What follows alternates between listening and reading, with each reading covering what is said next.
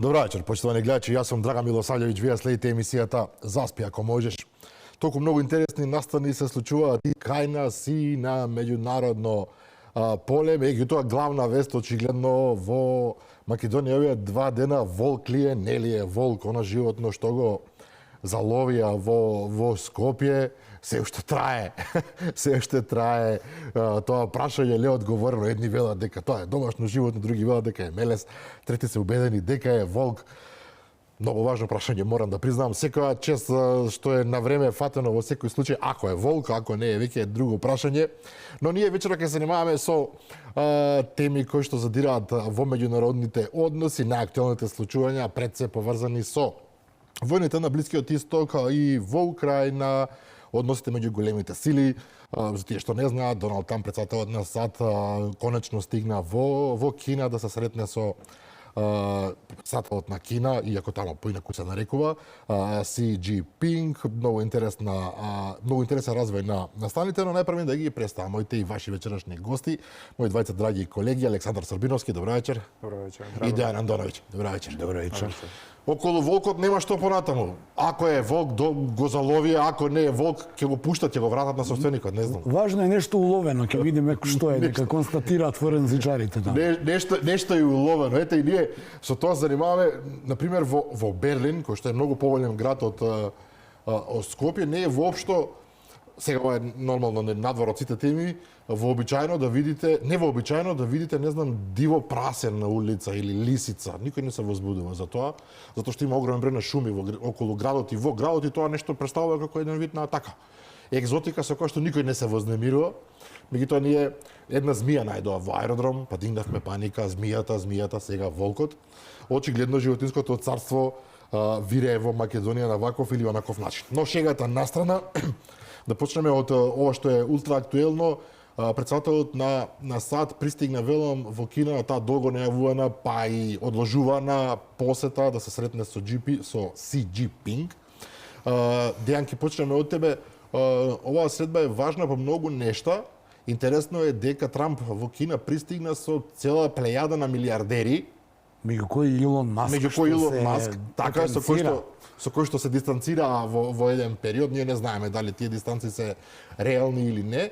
Меѓутоа факт е дека се оди кај најголемиот противник, ривал, тоа Америка јавно го кажува дека Кина е ривалот број 1, а не Русија, и се оди со огромна делегација на луѓе кои што имаат страшно многу пари и кои што сигурно не одат таму за да си поминат, да убијат 2-3 дена, што се вели по Пекинг, по Шангај, туку има тука некоја длабинска конотација.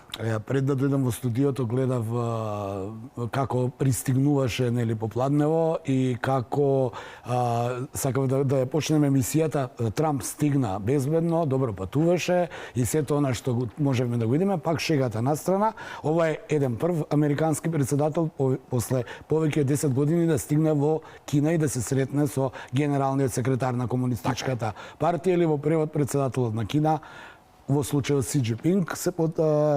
Оваа средба се споредува со легендарна и историска средба кога Никсон, тогашниот американски председател, се сретна со Мао Цетунг и тогаш Мао Цетунг имаше голема улога во кинеската држава и кинеската историја. Истото денеска го има и Си Џинпинг. Од друга страна, Трамп е сакал некој да признае или не меѓу тројцата најмокни лидери. Значи, покрај Си Џинпинг, тука и Путин, и паралелно со разговорот, после оваа средба не ли треба и Путин да се сретне со Си Џинпинг. Така е најавено. 3 главни поенти има тука. Едната е секако идната архитектура на глобалните односи. Ајде тоа така да го кажеме, во која ќе бидат содржани први, Тајван, второ Иран, трето трговијата и технологијата. Затоа и ти самиот рече, голема делегација, милиардери, она што на Трамп му е важно сега да преговара со Кина за многу работи, за иднината на трговските односи, да може Кина да можат САД да допрат до Кина и до кинескиот пазар, а од друга страна Кина бара исклучување на оние технолошки санкции. Втора работа да преку Кина влие врз Иран, сакал да признае или не светот и колективниот запад, условно речено, Иран и tekako му ги сруши плановите на Доналд Трамп. Ке дојдеме до тоа. Не, тоа е еден дел. И трето е Тајван. Оно што е важно се за кинезите кои го велат тоа доктрина, нив им се важни 3 работи. Прво, трговијата и технологијата, симнување на санкции. Второ, тајванското прашање да не се закача, значи се знае една Кина, и покрај тоа што Соединетите Американски држави не го признава Тајван, како една цела Кина, но имаат клаузула за одбрана на Тајван. И третата... Што е парадоксално, но е факт. Американски бродови стојат околу островот. Да, и третата работа, нели, нивното државно уредување, комунистичка партија и сето тоа. Се очекува многу од овие средби. Ми се чини дека ова е на некој начин обид на Трамп, освен технолошки и финансиски, да излие врз Си Џинпинг тие да влијаат врз Иран, околу Иран, како што врз Иран. И втората работа, што е исто така важно, е да се договорат какви ќе бидат идните односи меѓу овие две сили, бидејќи ми се чини дека Трамп сака она што го прави со Европската унија, да покаже на светот дека има три светски сили, тоа се САД, Кина и неговите односи со Путин. Ова другова него очигледно него доживува како реално ривалство. Воопшто него не споменува, ако забележуваш, така да ќе видиме овие 3 дена што ќе биде исходот и кој ќе биде одговорот на Пекинг. Што е поразително за Европа.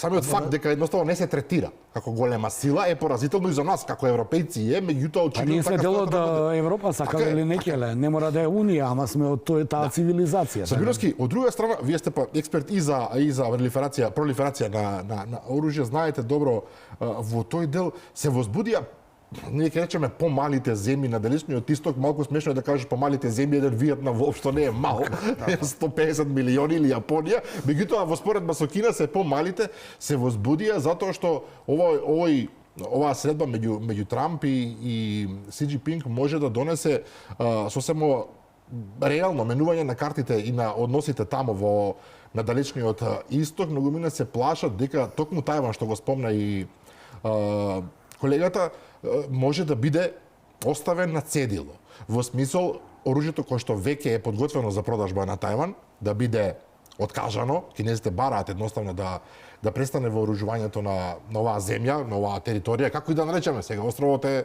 реално објективно држава за себе, иако кинезите не го признаваат.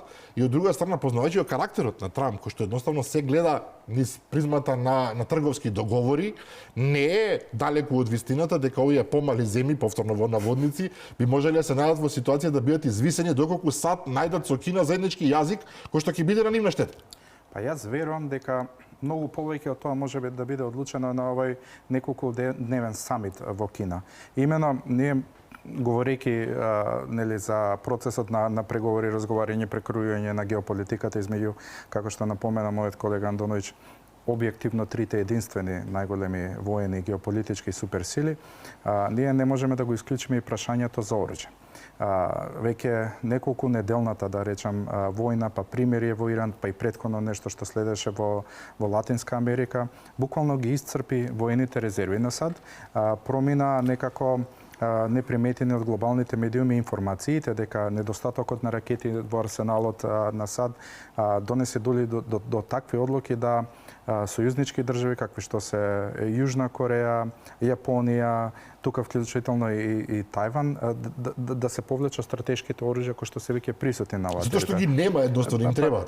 Војувањето со Иран ги испразни магазините, колку што на пример споредбено Украина војува 2-3 години насад. За само неколку недели. За само неколку недели. Не постои капацитет на индустријско производство на фабриките на западните суперсили тука предводени од САД да ги надоместат веќе потрошените оружја.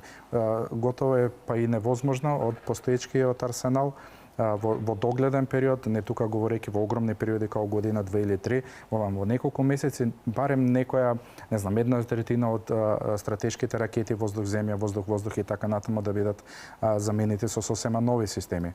Ајде да го објасниме тоа.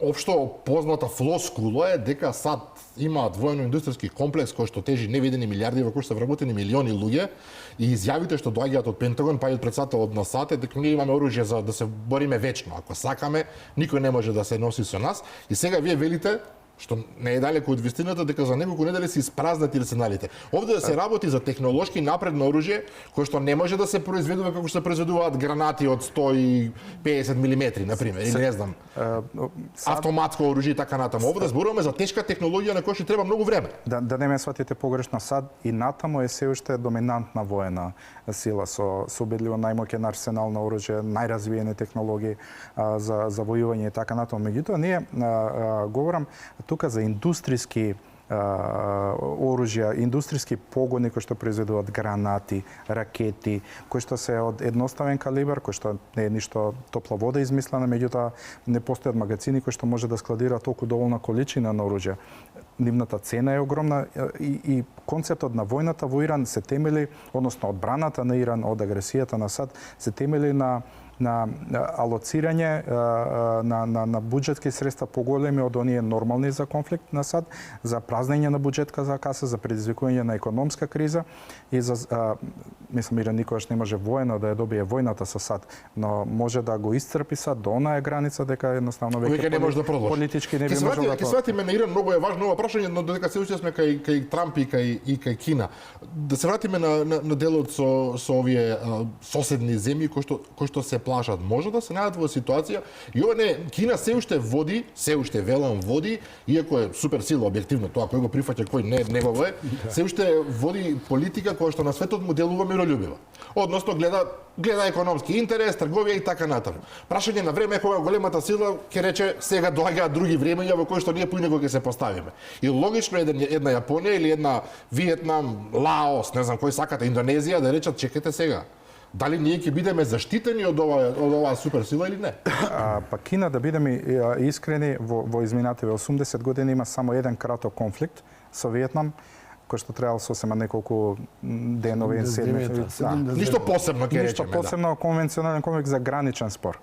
Меѓутоа, Кина до сега не манифестираше агресивни политики ниту кон неговите соседи, ниту кон, не знам, најпроблематичната од сите од кинеска перспектива Јапонија, бидејќи нема таква тенденција. Напротив, Кина, иако е социјалистичка, комунистичка држава, нели една држава со повеќе системи на владење, па дури со капитализам, не постои агресија во надворешната политика на како таа ја манифестира кон своите соседи. Патот на свилата подразбира напротив, соработка меѓу државите, проток економски на средства и така натаму. Но во стратешките документи за одбрана на Кина, што и неколку пати јавно е веќе објавено и во медиумите, и во гласилата, па дури во изјавите на стратешки битните луѓе.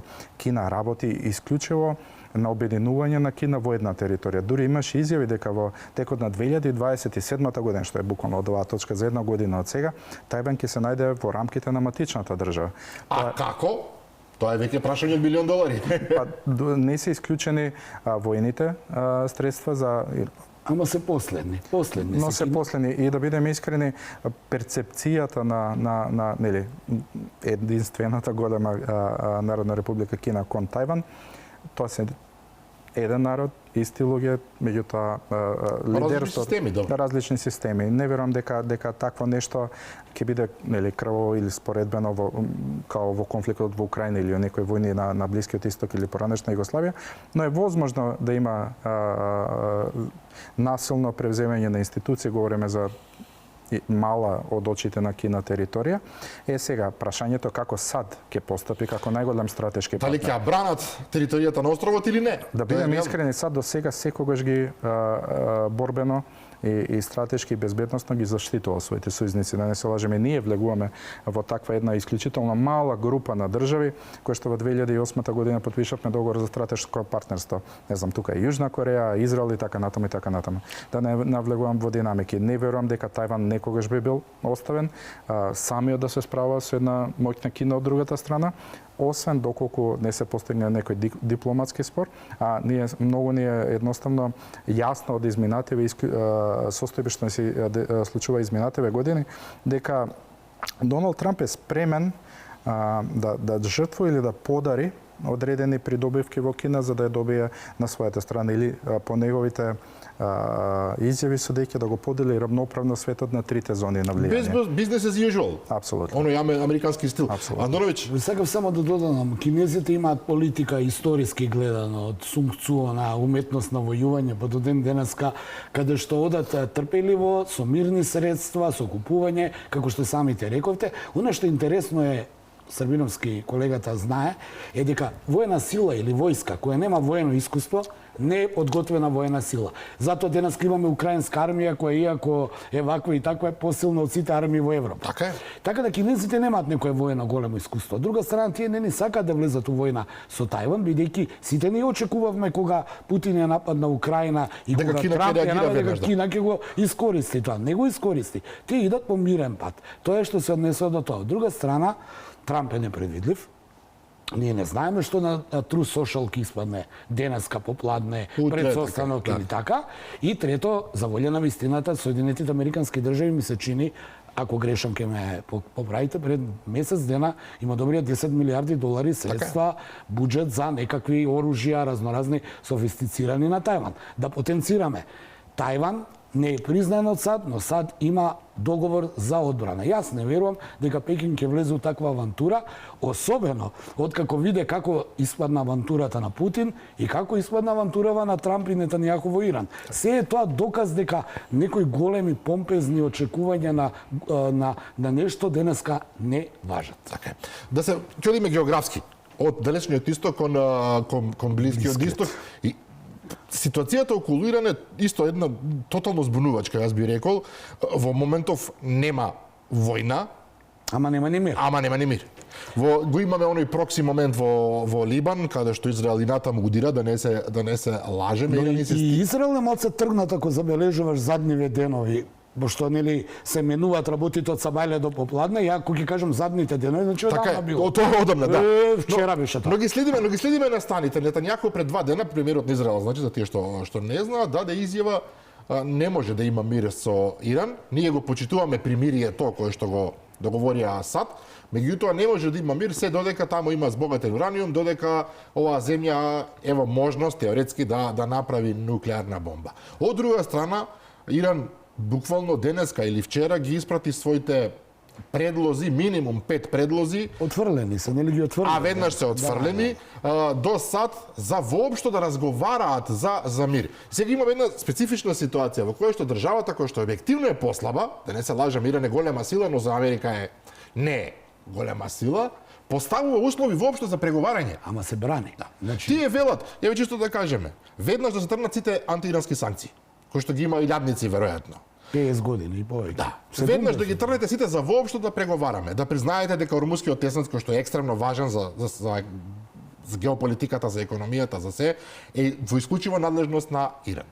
Веднаш да прекинат војната во Либан. Тоа е многу интересен момент. Израел да престане да го напаѓа Либан. Бидејќи таму се нели Хезболах така и... Сакам да кажам, поставува услови, да се разбира дека САД ги отфрлаат. Она што мене ме импресионира, буквално ме импресионира во овој момент е дека Иран од позиција на многу послаб противник наметнува своји услови. Ако не сакате, велат ќе продолжиме со војната. Во ситуација кога Србиновски убаво кажа за неколку недели САД успеа да истроши огромен арсенал и интересна информација уште една. Вчера буквално Пентагон призна дека изгубиле 39 летала. 39, ова сад, не знам кога им се случило после. Не им се случило. Веројатно им се случило. Од Втора светска војна им се нема случило. 39 летала, од кои што некои се ненадоместиви. Признание од Пентагон тотално неочекувано. Ајде да направиме само 3 збора, јас сакам за тоа. Тоа или пак ќе продолжиме со Србија? Првин да се мене ми е интересно дека сите оној прозападни, колективен запад, сите западни држави се сладеа на Путиновиот неуспех дека за само 3 дена ќе влезе во Киев. Тоа му се случи на Трамп со Иран. После на помпезна победа на Венецуела, каде што Делта Форс влегоа, го киднапира, го однесоа Мадуро. Да. Тоа е првата работа. Втората работа, не знам дали забележуваш, се изгуби поентата на американскиот напад врз Иран. Ти спомна за Нетањаху, но јас да те прашам, и ако некој знае, нека ми каже, кога заден пат Трамп го спомна збогатениот ураниум, што беше главната причина за нападот, се заборави. Прво беше збогатен ураниум, ќе направи атомска бомба, после 3 дена испадна, треба да се смени режимот исламски. И тоа не излезе.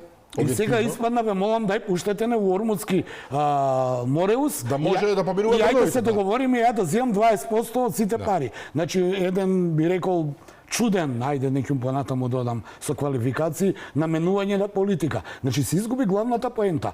Испаѓа дека Трамп стварно беше изманипулиран од Нетањаху, не зборам од Израел, зборувам од владата на Нетањаху, кој пак има пресметка Иран да не постои, но сега има забрана да го напаѓа Иран. И за крај да не долгожам многу, мене ова пример, знаеш како ми делува.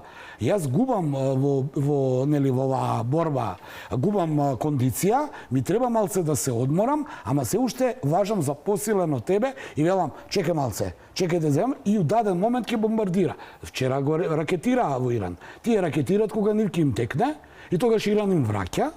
И ова нема крај. Со одбивањето на овие 5 предлози, мене се ми укажува дека таму нема да има во скорешно време мир, туку ќе има замрзнат конфликт, како што се замрзнати сите оние конфликти кои на Блискиот Исток се кои на 2-3 години, Драган, јас 30 години ја работам оваа работа, од дете до ден денеска секој ден има нешто со Израел, со Хамас, нови со проблеми на Хезболах. Блискиот Исток, така е, тоа е војна која така да замрзнат конфликт е нели кога нешто ќе замрзнеш, ма ќе одмрзнеш, се но расипува. ќе го одмрзнуваш кога сакаш. Да. Од друга страна, Сабиновски, 70% велат од капацитетите на Иран, се разбира, не потврдена информација, туку се некакви истражувања, дека 70% од арсеналот на Иран всушност не е уништен, употребен и така натаму, односно дека таа земја и натаму располага со сериозен капацитет да се брани.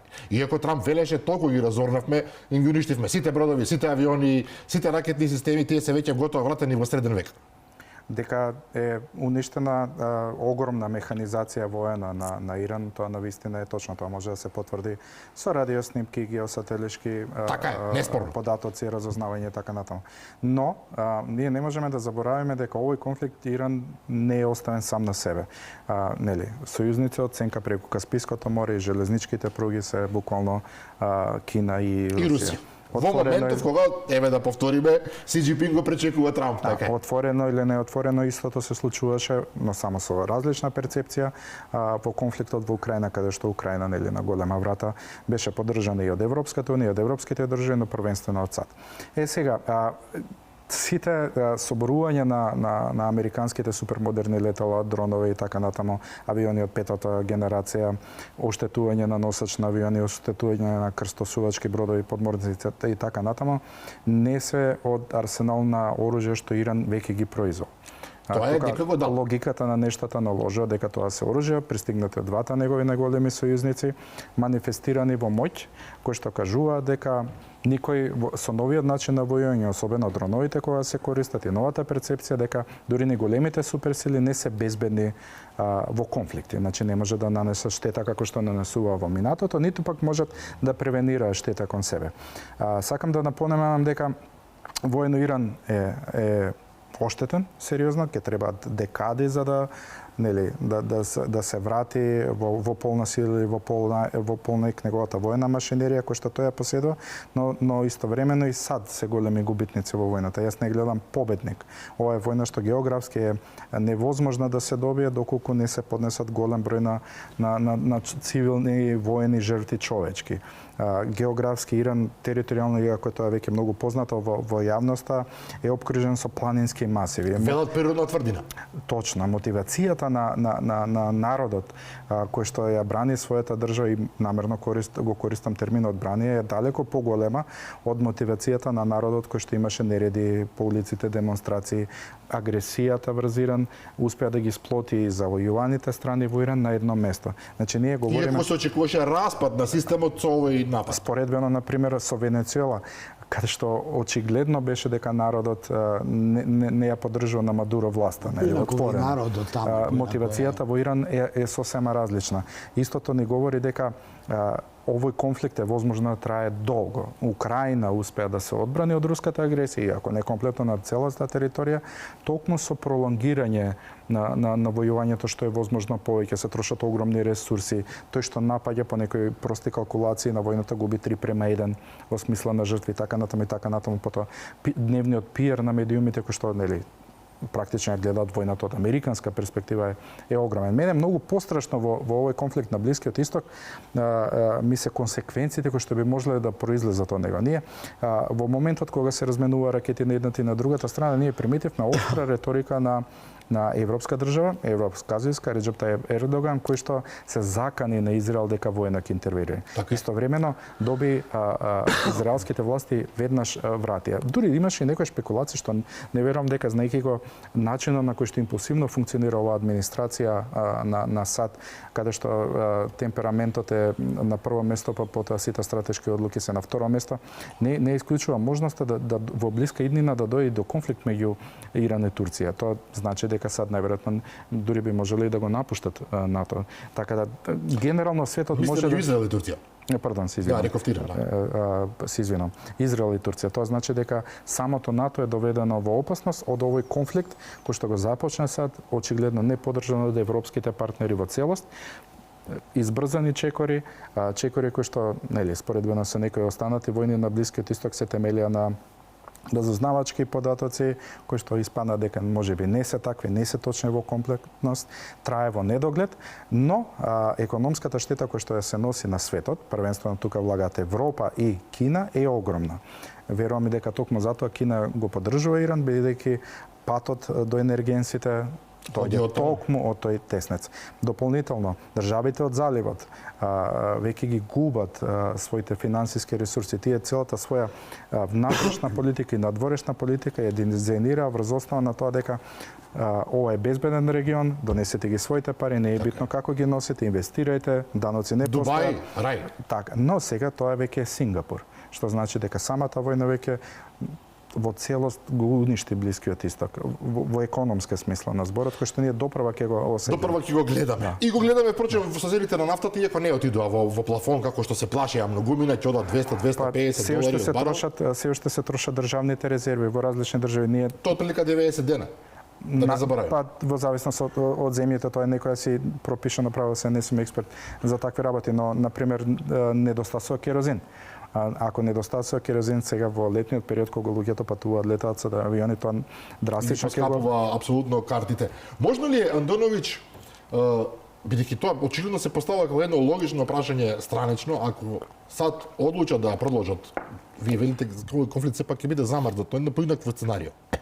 Доколку решат по секоја цена до доривање на режимот, единствениот начин е копнена офанзива. Лака сега. Затоа требате да имате неколку милиони војници. Јас велам дека ќе биде замрзнат конфликт, бидејќи ајде нема да збориме за географијата, ајде да потсетиме 94 милиони граѓани, жители во Иран има. Но тоа не вреди ништо ако не се спремни да се бранат. Колку војници он треба да донесе за копнена инвазија? Па они сака, но не успеа. Трамп сакаше, тоа не е тајна, да направи инвазија врз оние два острови Хомс, како се вика. Зошто не го направи? Да може, а до сега ќе го направи. Иако зборуваме за островчиња. А добро, островчиња се, ама во денешно време нема веќе десант ДД-44-та. Денеска се гледа во Украина, да. Тоа го видовме во Украина. Денеска 10 оператори на дрони може да држат цели формации. Како завршија руските падобранци на Киев првите 3 дена, они има нели план да влезат во Киев, да го освојат Киев и да заврши работата. Значи, зборуваме за една држава која има 90 и кусур милиони. Да, таа е поделена етнички ова или она, но таму се случи оној феномен што го гледавме, ние што известувавме на времето од бомбардирањето на тогашна СР Југославија. Сите што беа против Милошевиќ, кога падна првата бомба, сите беа заедно. Тоа е природно збивање на редовите. Да. Тука беше лошата проценка, за разлика од Венецуела, каде што тие одвај чека да си оди Мадуро и сега некој друге, кој е истијата партија, истото се, само не е машко, него е женско. Да, повелите. Сега само да докажам, значи тој конфликт таму, јас ќе кажам повторно, Трамп гледа како да се извлече од оваа цела приказна. Зошто? Затоа што трите клучни причини за војната ги загуби. Повторно ќе кажам, ураниумот кој не го споменува никаде. Втората работа, рушењето на режимот, кај што му се случи, уби го ајатолахот, станува маченик, човек од 90 години у последна фаза на канцер, он е сега маченик, луѓето таму го гледаат како херој. Третата работа, Ормус и сите тие нафтени работи. Од друга страна, за Кина сакав да кажам. Кина има, ми се чини малку сега и добива од целава приказна, бидејќи ако Иран не беше блокиран со санкции, не може толку ефтино да ја купува нафтата. И четврто и најважно е војната измеѓу Индија и Кина, каде што тогаш кинеските борбени авиони, не знам кои, тие што ги знаат, ги поразија француските борбени авиони и така дојда кинеската технологија дека е посупериорна од француската, сега тоа истото се случува во Иран, каде што тоа е бизнес, знаеш, кога ќе видиш дека некој многу фален американски авион бил срушен до некое ново кинеско оружје. Сето тоа е тестирање на големите на сметка на малите. Само сакам да завршам со целата приказна. Иран ќе си остане ваков како што е, не може да се реши проблемот бидејќи треба да се влезе во копнена операција, а за копнена операција треба 2 милиона, 3 милиона војници кои сад ги немаат. Тие се исцрпени за 5 недели, но ќе потсетам, цело време му помагаат на Израел. И во украинската војна во администрацијата на Бајден, дај да не се лажеме, беа учесници во снабдувањето на украинската армија. И европските големи сили некогашни, Британија, Франција, Германија покажаа дека немаат капацитет, а сега и Соединетите американски држави дека никој не е надмоќен на светот и дека секогаш има униполарност, а не еднополарност. Уште едно прашање само поврзано со оваа тема за вас Србиновски. Европа таква каква што е во моментот со сите слабости, одби да се придружи во конфликтот со Иран. Логично објаснување имаше, не биле известени зашто би влегле во таа војна, меѓутоа тоа беше, се разбира, дочекано на нож.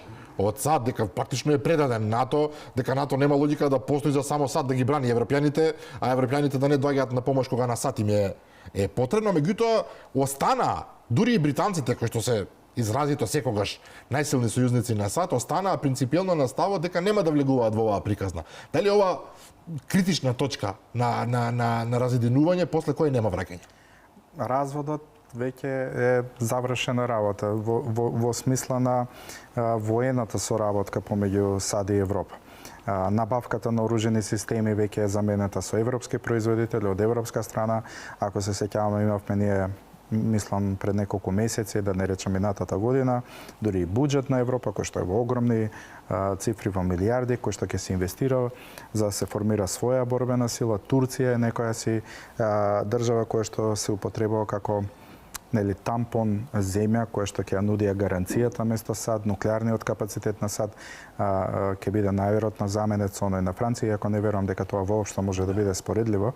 Од една страна, несомнено е дека има голем раздор меѓу Европа и САД, но тоа е сепак во мандатот на еден претседател. САД и Европа наоѓале начини во многу потешки состојби да ги надминат своите недоразбирања, но дека ова ќе остави трајни траги на недоорба, јас сум сигурен во нештото. Светот е променет, како што заклучивме ние сите тројца. Воено за Европа значи неучествувањето во конфликтот во Иран, дека доколку се случи ново борбено сценарио близу границите со Русија, да предпоставиме како најранлива точка се смета Молдавија, дека е сосема возможно САД дури може да се најдат и како и Естонија, дека е возможно да се најдат како сојузници од сосема другата перспектива, така да неверојатно, меѓутоа многу работи што пред неколку години беа апсолутно неверојатни, сега се случуваат и никому ништо. Светот од нула се влегуваме во таа тема, иако да спомнеме, мене ми е забавен председателот на САД, како сака нека го разбере ова, било кој, еве добронамерно, направи симулација, нели, дека Венецуела е 51-та држава на САД, па веднаш одговорија од Каракас, не, ние сме самостојни. Малку е несериозно. Несериозно. Ова на Куба што и се случува исто така е тоа веќе и трагично на некој начин, затоа што тамо тој народ нема што да јаде очигледно во овој момент, нема струја, нема лекови. Меѓутоа едноставно велат Марк Рубио би бил одличен гувернер затоа што тој е кубанец по потекло. Но пак е пресметка, знаеш, во време на Советскиот сојуз Куба добиваше голема помош од Русија. Кај е сега таа помош? Знаеш, мораме да бидеме реални и бидејќи, знаеш, ници за овој, ници за оној. Ние гледаме не треба да бидеш за, да навиваш. Овде зборуваме за колку можеме објективно. Проблемот цел практично со ова цело однесување, збунување на целата светска јавност. Ова околу европските држави дури дојде до таму во Британија да се врати евро, желбата да се врати во Европската унија. Сега се зборува и за враќање во Европска унија, да. Може би им направија и малку услуга на европјаните да почнат конечно да размислуваат за таа европска армија, бидејќи во НАТО, каде што традиционално главниот командант е нели американски адмирал, сега може да се прочита дека веќе го заменуваат полека европските генерали и адмирали, не знам колку е тоа точно, но едно ќе кажам, за војната во пустинската Олуја 2, зборувам за 2002-2003, Франција не учествуваше во нападот врз Садам Хусейн, само беше Британија. Сега следната војна веројатно е без Британија, кој знае како ќе заврши сето тоа. Но мене ми останува размислувањето доколку САД се повлечат од НАТО. Идејата на САД во НАТО беше да има присуство геополитичко во Европа. Дали тоа значи дека ќе се повлече воено на некој начин, да нема контрола врз европски? Тоа би било самоубиство од многу аспекти. Повлекувањето од НАТО ќе значи тоа.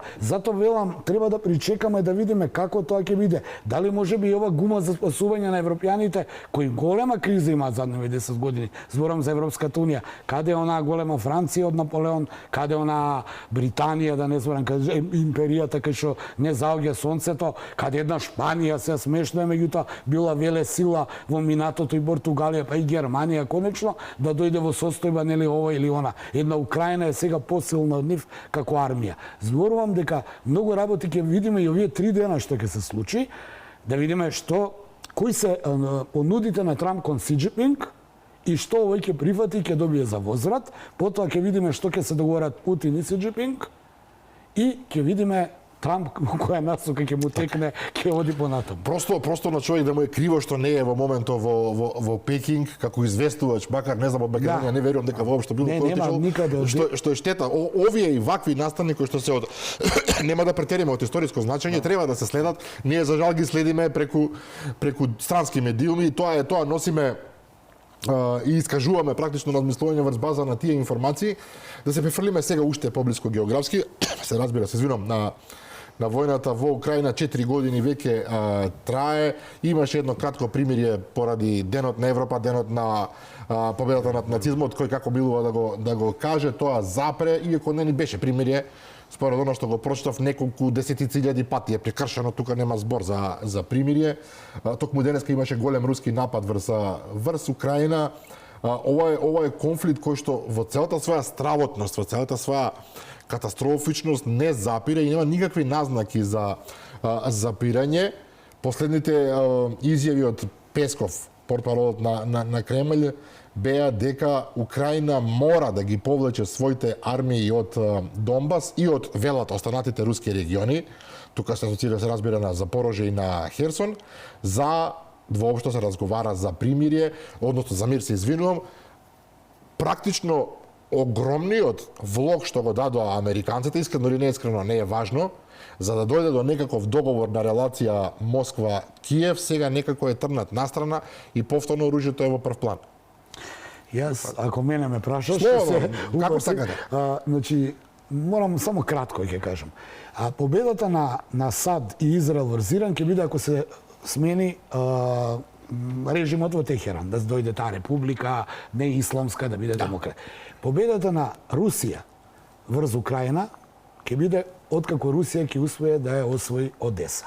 До тогаш, сето тоа ќе биде нешто лака, после 4,5 години русите колку и да имаат иницијатива на терен и сето тоа, они успеа Донбас да го освојат, рече се целосно, но уште имаат геостратешки проблем на овој дел од светот, а тоа е, со влегувањето на Финска и Шведска, Балтичкото море стана НАТО езеро.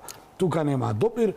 Црното море исто така ќе потсетам, колку и да бидеме нели вака или онака, Русија на Црното море нема контрола, мораше да ги повлече, да ја повлече флотата од таму заради тоа што украинците успеа со помош на НАТО, се разбира. Успеа да ги потиснат бродовите. Доколку ја освојат Одеса, ако се види картата, Црно море тогаш ќе биде под контрола на Москва и тука можеби можеле да прогласат мир. До тогаш све ќе биде примирие или неуспех на целата таа воена авантура на Москва, која трае 4 години. Авантура, зборот авантура е на чуден, да. 4,5 години воопшто не е авантура. Значи, доколку не се освои Одеса, тоа е моето мислење, русите не успеале геостратешки да земат тој дел од теренот за да држат Црна море. За нив сметате дека тоа е суштинска работа. Украина ќе стане практично континентална држава, бидејќи Азовското ги изгуби кај Мариупол претходно, и она што за крај би рекол е дека се друго, ако не успеат да го направат, ќе биде примирие, ќе биде некаков мир, кој други генерации ќе продолжат да го терат. Тоа е некое мое размислување, кое не е позитивно, не е оптимистички, но де факто зошто 5 години гинеа за да го освојат Донбас, да, но тоа е нецелосно. Да, Србиновски. Јас имам малку поинаква перспектива. Верувам дека мирот е возможен во некоја точка од периодот, тешко е од оваа гледна точка да се прогнозира кој ќе се случи, но не може да се направи равенство помеѓу Украина од едната страна, од другата страна Иран или било која друга држава. Ние говориме за поранешна Советска република која што учествувала во поразот на фашистичка Германија во Втората светска војна.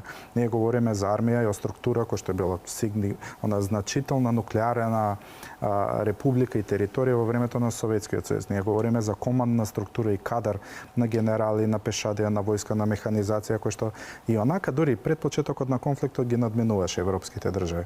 Така да ние говориме за многу поинаков противник кој што Москва го има во страната на Киев, отколку што е тоа можеби Иран и САД, Венецуела неспоредливо и така натаму и така натаму. Значи ние говориме за веќе еден сериозен противник кој што е во конфликтот, да повторам, од 2014 до сега. Тоа е огромен период. Тој период не почна пред 4 години, пред 4 години специјалната операција која што стана помасовна, меѓутоа состојбите траат многу долго. Украина е од македонска барем перспектива да настаните држава која што е македонски сојузник. Можеби не во онаа смисла како што скорашниве наши колеги новинари тоа го толкуваат, ние не можеме да забориме ние кога го имавме конфликт. 2001 украинците бија тие што дадоа оружје. Не само што дадоа оружје, Русија воведе ембарго за набавка на оружје. Ние имавме некои спекулации дека украински војни пилоти се борат за македонска страна и така натаму и така натаму. Значи ние сепак говориме со држава која што е воено искусна, која што има знаење, капацитет и потенцијал. Сега начинот како кој се справува со агресија која што трае од 2014 до сега е сосема споредливо.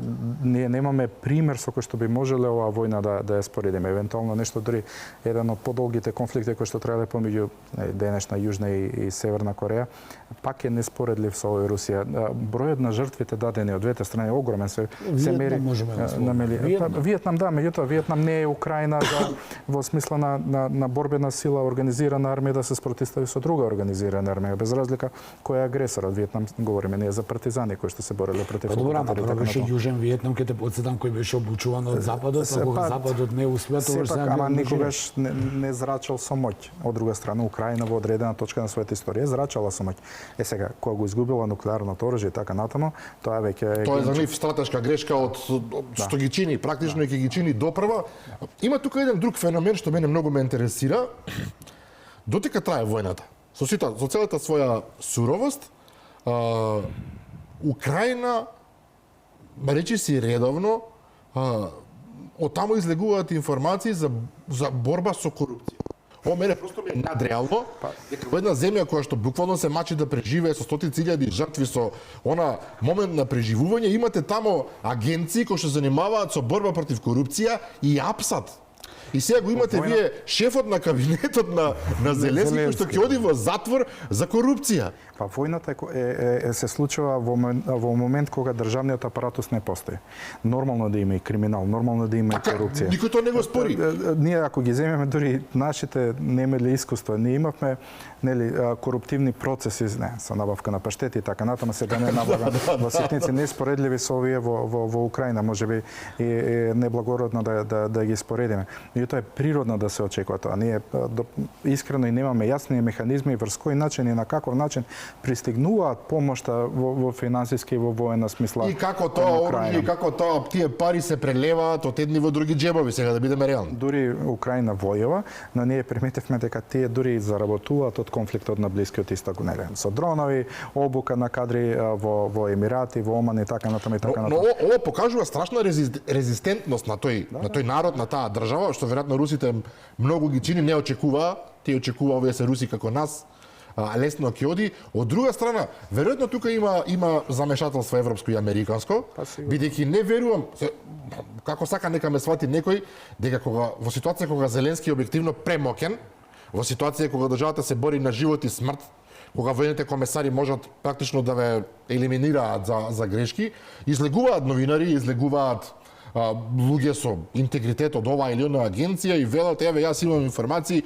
овој крадел, овој перел пари и така натаму. Ова без западна поддршка според мене не е возможно. сега буквално така Карлсон, познатиот американски новинар, направи интервју со една господја која што донедавна била портпарол на Зеленски. Тоа интервју препорачувам да го гледате, почитувани гледачи. Многу работи кажува и воопшто не е добро за Зеленски, но мене ме фрапираше едноставноста со која што една жена излегува, изборува за првиот човек на својата држава во војна. Практично таа кажуваше дека тој човек, не знам како ќе разберете, дека тој човек очигледно е зависник од некои супстанции, дека е крајно агресивен, дека е сосема поинаква личност за затворени врати. Ова информација некој може да рече тоа е лично видување на една жена, вред. Меѓутоа да излезете воопшто со тие информации, без да имате здрава, максимална поддршка од негде, мене тоа невозможно. Не само тоа, но и последиците од тоа. Последиците, таа жена би требало да се праша што јас тоа зборев кај така. Или како сега понатаму. Но интересно со Украина е дека од првите денови, за мене што беше пошокантно, беше дека прво моќната руска армија имала проблем со корупција, бидејќи многу од проектилите биле само форма без суштина и многу генерали тогаш беа тргнати. Начинот на кој што Русија се пресметува со корупцијата е многу интересен, добро. А потоа и Украина, кога дојде европската помош да каже чекај, ние ви даваме, не знам, 100 милиарди, а овдека се прикажани само 20 милиарди. Дури ми се чини дека и тогашниот генерал Залужни, командантот на Сегашниот амбасадор во Лондон и можен иден наследник на Зеленски, иако веќе се изгуби и времето кога би дошол неговиот наследник, зборуваше за тоа и беше една од главните причини за судирот со Зеленски, бидејќи Залужни тврдеше дека администрацијата на Зеленски е полна со корупција и дека ја подрива директно војната моќ на Украина, бидејќи парите што ги добиваат не одат у војска него приватни џебој. Но корупцијата нема ни име, ни презиме, ни националност и се покажува дека е доста профитабилна во секакви услови. Да. Особено во војна. Но она што е интересно е, повторно ќе се вратиме на почетокот на разговорот околу средбата Си Џинпинг и Трамп и потоа Си Џинпинг и Путин, а веројатно потоа и Трамп и Путин, кои веројатно сега треба да ги стават контурите на идната геополитика во светот, идното геополитичко уредување, бидејќи Трамп не крие дека признава само две држави покрај Соединетите Американски држави и сега ќе се договори, ја ти нудам оволку, ти ми нудиш онолку, да се договорат и да се обидат да ги прекројат геостратешките интереси, до вамо сме ние, до вамо сте вие, до вамо се вие, а овие другиве нека слушаат, кој не слуша. Нивни проблем. Меѓународното право е фрлено на страна. Овде уште една работа за вас, Србиновски. Зеленски веќе отворено, и тоа е убаво забележано и од американските медиуми, веќе отворено зборува дека едноставно со САД веќе не се партнери како што беа. Тој вели американските преговарачи немаат време за нас, ги симнуваат санкциите за руската нафта и така натаму, прилично слободно се однесува во овој однос, не затоа што сака, туку затоа што е свесен дека тоа е тоа. Едноставно со САД веќе односите не се на она ниво на кое што беа навикнати да бидат. И сега практично Украина се наоѓа во ситуација да се брани само со европска поддршка. Ќе биде ли тоа доволно против Русија? Знаете како, Украина се бари секоја чест. Одбрана, храброст, домолюбие, патриотизам, сето тоа. Парите пристигнуваат и натаму на овој или на оној начин. Европа сега одобри 90 милиарди, 91 поточно милиарди за Украина. Меѓутоа, без САД и без нивната сателитска помош, нивната, како сакате, комуникацијска помош, нивните ракети и така натаму, противник како Русија, кој што објективно е Русија, нема тука што понатаму да збориме, ќе биде многу потешко. Краток одговор не. Украина не може да издржи војната без помош на САД. Европските партнери да помагаат, можеби разознавање, можеби логистика, можеби одредени финанси, но да не забораваме сите финанси, или барем да не бидам необјективен, во најголем дел финансиите се кредитни, не се директни пари, не се директни вложувања во одбраната на Украина. Дополнително, утре местото на Трамп ќе биде заменето со друг претседател. Украина и да сака и да постигне мир со Русија во оваа гледна точка, или барем сега како стојат работите, можеби ќе станат полоши во иднина или за Украина или за Русија, не може да екзистира во безбедносна смисла на зборот без САД. Нема начин како. Не постојат стратешки капацитети, како што напоменав, за производство, дури на супермодерно оружје, не постојат структурни моќи во Европа кои што би можеле да го заменат Украина од САД. Респектабилна военна сила во тој дел од Европа единствено Полска. Меѓутоа да не забораваме Полска го набавува веќе своето оружје дури од Кореја, од Израел и така натаму и така натаму. Германија ни од прилика не наликува на сериозна борбена сила. Британија е респектабилен партнер, меѓутоа Британија е далеко географски од овие боиште. Така. Реално без САД работата ќе оди многу потешко за Украина. Да речеме ќе иде во контра од интересите национални на Украина во смисла можен евентуален пораз, можеби замислете што би се случило доколку само за краток период, мислам за 6 или 7 дена беа исклучени сателитите и разузнавачките информации кои САД им ги дава и ден денеска ги дава на Украина. И веднаш се види резултат на боиштата. На теренот се изгубија огромно пространство. Замислете тоа да прекине. Или замислете дури да бидат воведени санкции кон Украина од САД. Но теоретски е возможно тоа? Па возможно е доколку се постигне интерес. Сега САД веќе има своја сфера на внимание, влијание, ќе го замена Тајван со Куба. Добро, Латинска Америка мора да Пекин и Москва ќе се согласат на тоа и но проблемот е нешто друго што сакам да го кажам, а малку го зборуваат. Зашто реков преска за Одеса. И на она прашање дали русите ќе запрат, нели, дали русите ќе запрат по Донбас. Нема. Ќе потсетам една работа, односно две. Со влегувањето на Шведска и Финска во НАТО, се зголеми границата на НАТО со Русија. Така. Од друга страна, она во Молдавија што се случува не треба да го заборавиме. Таму победили Маја Санду, проевропските сили и тие одат кон Европска унија, и кон НАТО и Европска унија. Сега еден дел од Молдавија, ќе потсетаме, Приднестровје, Трансилванија. Не само тоа, него таму русите имаат огромни количества на оружје и немаат многу војска, но имаат магазини. Во еден момент украинците се размислуваат да го нападнат дури. Не смеат да го нападнат. Јас верувам, јас мислам, тоа е моје мислење, дека русите таму ќе повлечат таа граница.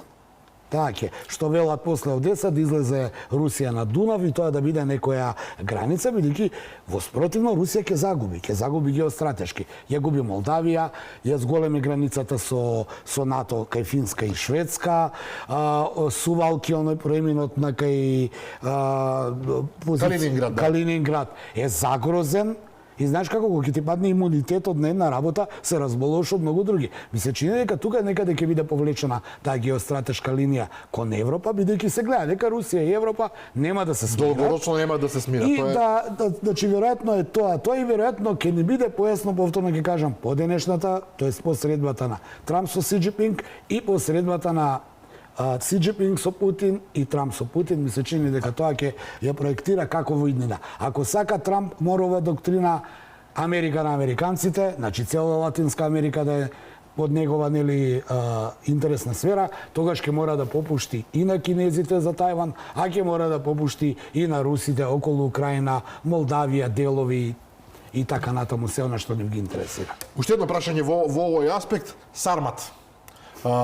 Србиновски, последниве денови Путин буквално не запира со изјави поврзани со овој фамозен Сармат, оружје вели какво што нема во светот, немаме. Никој не може да се носи со него. Најмојкно на светот Медведев, кој што ја игра улогата на лошото момче, се заканува со него. Толку ли е моќен овој систем или? Па, да бидам искрен, ние во суштина никогаш немаме, за среќа видено практично. За среќа немаме сакале, верувај ми. Не сакале да видиме практично. РС-28, главно се вика, да. Не би сакале да видиме практично потреба на овој оружен систем. Но она што можеме да кажеме дека говориме за нуклеарна држава. Самиот концепт на развој на оружени системи е еднаков, нели? И на самиот концепт на колку држави воопшто, не знам, лансирале своји во 60-тите години сателит во Вселената и така натаму и така натаму. Значи, неспорно дека станува збор за супер модерен, колку е тој ефективен, не дај Боже да дознаеме, дека треба Европа да се плаши од тоа. Треба, дипломатијата веќе мора да омекне од двете страни и за доброто на сите, економијата да напредне. Герхард Шредер нема да биде очигледно човекот со кој што ќе се преговара, меѓутоа сега Каја Калас се обидуваше таа да се набедне, таа веднаш беше одбиена. Нема капацитет. Сега се прават некои варијанти со некој што би бил прифатлив за сите, вака во Европа. Јас искрено тешко дека би се нашол таков, можеби Фицо, не знам, можеби Маđар, Меѓутоа тоа е многу тешко да се одреди. Сосема сме на крајот на емисијата и сосема се приближивме географски кон нас. Имено Кристијан Шмидт се повлекува од функцијата. Неко повлекуваат, не се повлекуваат, има голема разлика. Од специјален представник, практично семоќен човек во Босна и Херцеговина со неверојатни овластувања. Многу малку е зборувано за оваа тема последниве години кај нас, меѓутоа дојде ова речиси како за тие што не следат како од никаде. Како дошло од ведро небо, така ли се дошло од ведро небо? Како што дојде и информацијата дека Додик кој е на црната листа на САД и кој имаше проблем со овој Шмидт, одедношка стана играч така што нема на Балкана време. Кристијан Шмидт се повлекува, американците дадоа изјава дека следниот представник на светската организација, светскиот семожник во Босна ќе биде последен и тоа е тоа. Меѓународното присуство практично ќе заврши меѓународната контрола, би рекол, врз Босна и Херцеговина. Дали е опасно за нашиот регион? Босна и Херцеговина, со целата чест за таа земја, заради огромните разлики што постојат на релација Република Српска и Федерација БиХ, секогаш фрагилно подрече. Екстремно опасно. Јас на ова проблематична состојба, безбедносна првенствено, не дипломатска, би објаснил дека ние во регионот веќе имаме и мини воени сојузи. Од едната страна имавме Унгарија и Србија, Албанија, Косово и Хрватска, но уште поинтересно е што од неодамна Србија склучи воен сојуз со Израел. Во тој воен сојуз претходно беа вклучени Грција и Кипар и така натаму. Долно е на Балканот да има еден мал конфликт предизвикан од невнимание, предизвикан од протести. И потоа балканските будали, вака да отворено да кажеме, може да направат дефолт. Јас сум сигурен дека нашето, да не звучам депресивно, него логиката на нештата говори дека нашето подрече во регионот е екстремно проблематично, многу малку фали ние да се најдеме на насловните страници од глобалните. Не дај Боже. Не е ова намерата на оваа емисија некого да плашиме, просто резонираме, едноставно резонираме. И многу интересно зошто се повлекуваат токму сега од Босна и Херцеговина во овој нов контекст. Мене ми е интересно. Ништо посебно не ги чини. Мене ми е интересно дури зошто Загреб и Белград толку многу влегуваат у некаков конфликт, особено владата во Загреб и владата во Белград или председателот Вучич. И сега кога ги повржеш ова со Република Српска и овие од нигде никаде конфликти, од нигде никаде. Значи Хрватска и Србија, да бидеме реални, од нигде никаде е конфликтот. Нема ни зошто да се борат се објективно. Значи од едношка од нигде никаде. И сега ова со Додик ми беше шокантно, ова со Кристијан Шмидт не толку одамна требаше да го завршат, значи некој намерно го држеше сите овие години да дојде. Ова делува као мала темпирана бомба која у даден момент некој по потреба ќе ја повлече за да дефокусира нешто. И ова е она што го зборуваме за замрзнат конфликт. Распадот на СФРЈ поранешна, државата во која ние сме родени, очигледно влегува во финална фаза, ама не е завршен. Александар Сабировски, Дејан Андуновиќ, благодарам за ова навистина за мене импресивно интервју. Отворивме неколку важни теми за кои што и двајцата сте вични, зборувате од позиција на луѓе кои што навистина ги разбираат. Верувам дека сите уживаа заедно со мене. Благодариме на покани. Така, почитувани пријатели, тука е крајот на ова издание на Заспи ако можеш. Утре во 15 часот се разбира и репризот издание. Јас ви закажувам нова седба со мене и со нови гости следниот вторник во 22:30. До тогаш пријатно.